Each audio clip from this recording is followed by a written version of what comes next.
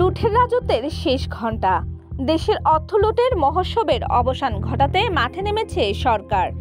হাজার হাজার কোটি টাকা পাচারের অভিযোগে হাসিনা পরিবার ও 11টি শিল্পগোষ্ঠীর বিরুদ্ধে শেষ ধাপের প্রক্রিয়া চলছে। হাসিনা পরিবার সহ দেশের 11টি বড় শিল্পগোষ্ঠীর পাচার করা অর্থ ফেরত আনার উদ্যোগ এখন চূড়ান্ত পর্যায়ে। বাংলাদেশ ব্যাংক জানিয়েছে, এসব গোষ্ঠীর সম্পদের মূল্যায়নের কাজ প্রায় শেষ। আগামী মাসে আন্তর্জাতিক আইনি প্রতিষ্ঠান নিয়োগ দিয়ে বিদেশি আদালতে মামলা করা হবে।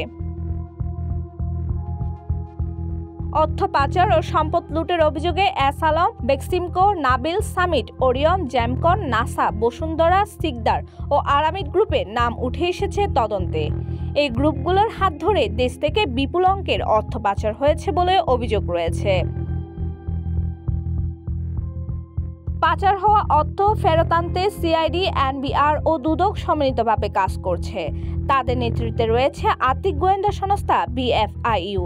সংস্থাটি জানিয়েছে, হাসিনা পরিবার ও সংশ্লিষ্ট 10টি শিল্প গ্রুপের সম্পদের মূল্যায়ন প্রক্রিয়া প্রায় শেষ হয়েছে। এর ভিত্তিতে মামলা দায়ের প্রস্তুতি চলছে। বাংলাদেশ ব্যাংকের মুখপাত্র আরিফ হোসেন খান জানিয়েছেন, পাচারকৃত অর্থ ও সম্পদের মূল্যবান নির্ধারণের কাজ শেষ হলে অর্থ পাচার এবং অবৈধ সম্পদ অর্জনের অভিযোগে মামলা করা হবে। তবে বিশেষজ্ঞরা সতর্ক করে বলছেন, দেশের বাইরে পাচার হওয়া অর্থ ফেরত আনা সহজ হবে না।